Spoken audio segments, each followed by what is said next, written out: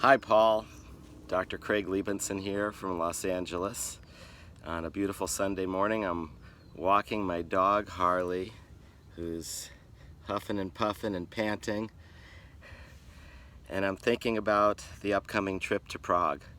I'm very excited to share the first principles of movement program there, inspired by Dr. Carol Levitt and Professor Vladimir Yanda, my mentors who taught me to keep an open mind for new ideas, even if they sometimes show what I thought or believed before was wrong. Dr. Levitt really emphasized the importance of humility.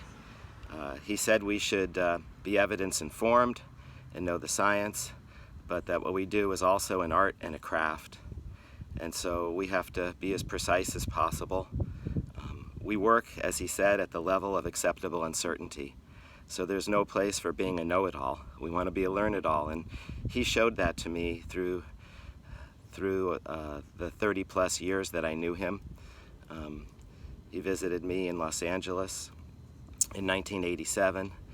He was in his early 70s, and I visited with him in Prague shortly before he passed away at the age of 98.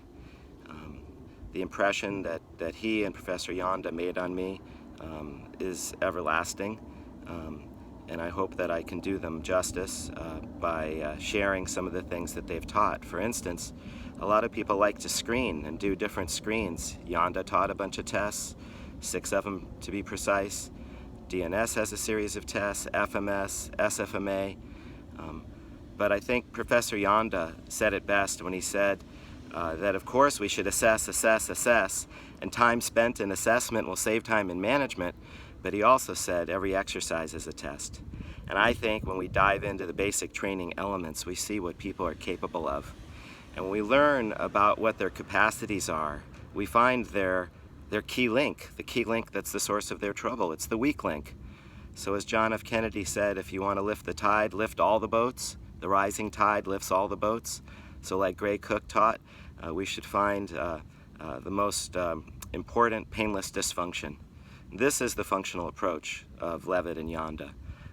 We don't focus on symptoms, we focus on dysfunction. We don't focus on our techniques and our methods. We don't want to be a slave of methods, as Carol said. The methods should serve the goals, and what goal?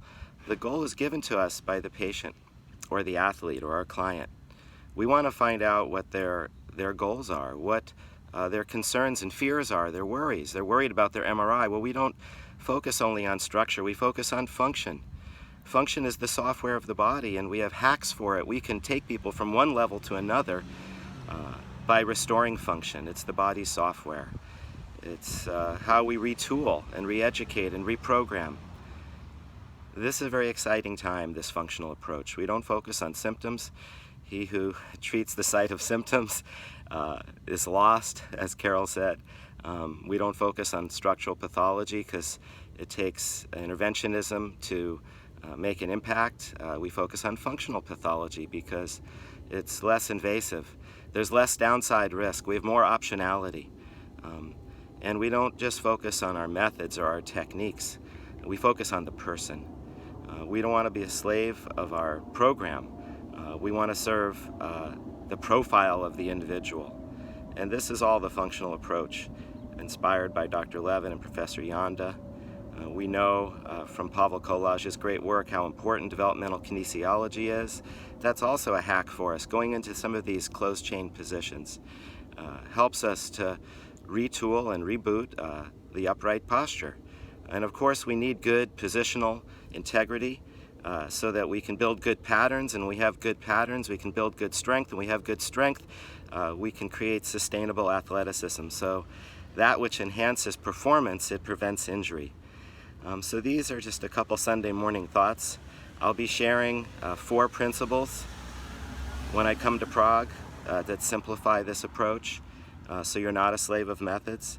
We have sustainable principles. We have scalable principles. And the first is that we manage pain.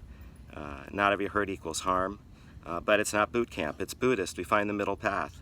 The second is we want to make sure that people move well before they move often. We don't load dysfunction.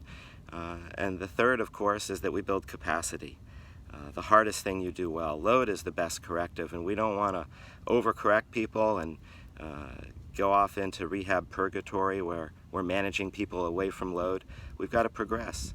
And finally, the fourth is about variability and dynamic systems theory, where we can manipulate the environment or the individual or the task in order to create a constraints-based approach to motor learning that potentiates this motor learning, that accelerates it, that enhances skill acquisition and residual adaptation, because it's not about winning the exercise, it's about winning the adaptation.